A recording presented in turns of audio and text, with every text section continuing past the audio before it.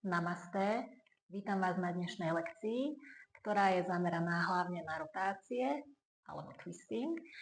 Budeme tam mať aj ramená, trošku aj nohy, úklony, takže vlastne príjemne si precvičíme celé telo. Nádychom roztvoríme ruky do strán, môžeme sa aj pozrieť nahor, otvoríme mierne hrudník, zatlačame plecia dozadu s výdychom, rotácia do ľavej strany, pravá dlaň na ľavé koleno, ľavá ruka za chrbát.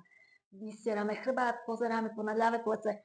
Môžeme sa tou prednou dlaňou mierne odtláčať od kolena, aby sme si pomohli ešte viac do rotácie horným hrudníkom.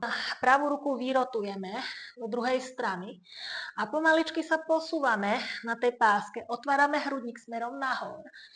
A chceme sa pomaličky dostať k nášmu členku aj na opačnej nohe.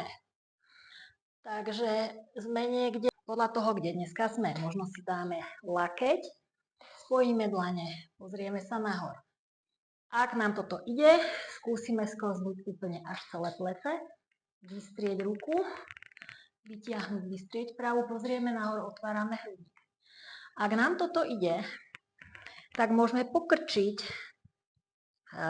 ten ľavý lakeť, pôjde popod pravé stehno, pravá ruka poza chrbát, chytíme si za zápestie. Môžeme sa pozrieť hore, otvoriť hrudník. Ak sme tu úplne v pohode, môžeme skúsiť, či si vieme nájsť balans. Pozrieme sa niekde na zem. Pomaly zdvihneme našu pravú nohu, takže držíme balans na tej ľavej stojenej nohe. A pomaly sa zdvíhame. Pozeráme, dáme si chodidlá trošku naširšie.